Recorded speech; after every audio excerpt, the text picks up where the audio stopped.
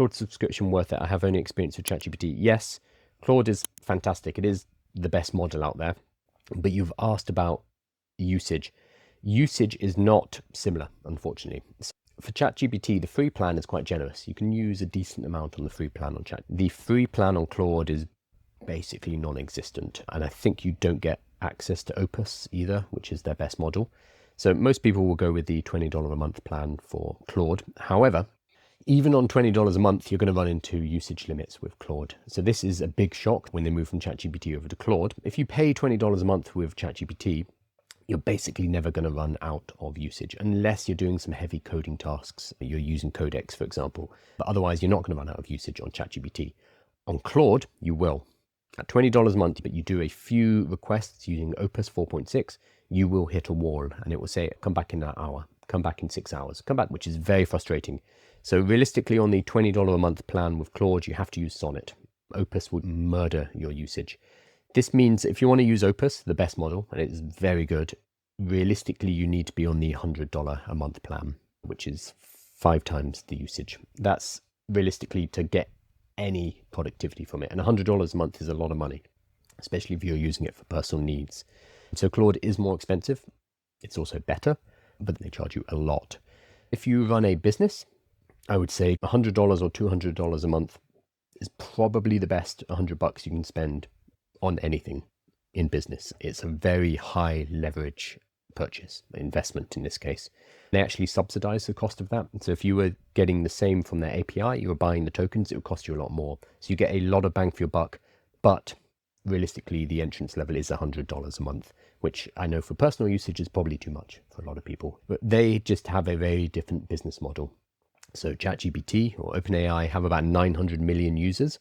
Not that many of them pay, unfortunately. They have a huge user base because they're aiming at the B2C, the business to consumer market. They want AI for everybody. Claude and Anthropic do not.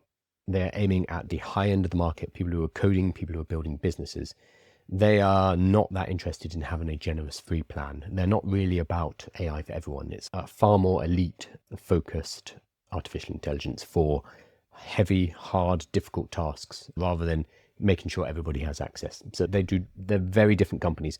Anthropic, we think about 30, 40, 50 million users, which is a lot of users.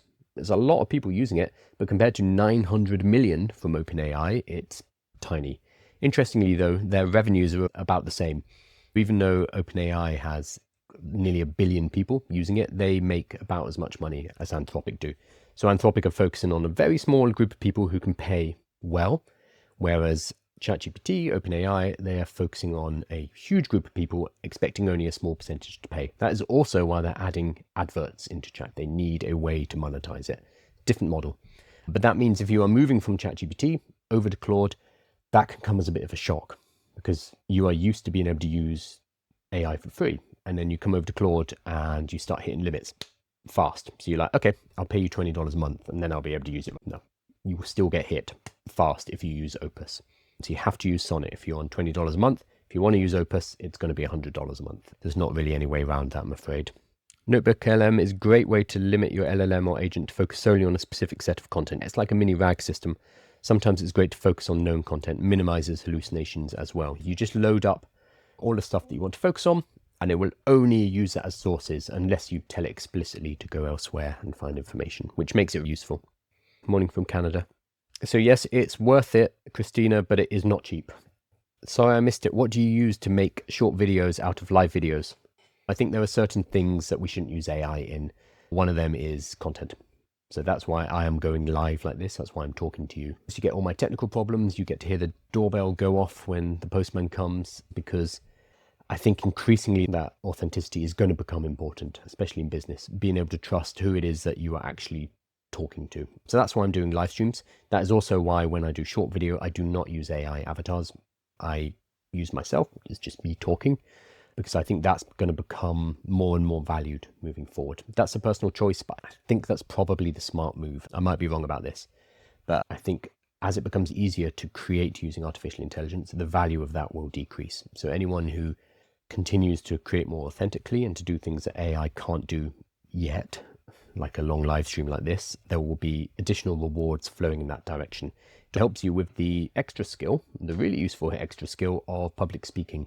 If you are able to do public speaking, if you're able to talk to camera, if you're able to talk on stage, that's going to become more important as artificial intelligence takes over, because I think there's going to be a flow towards in-person events, live experiences where there's an actual person there.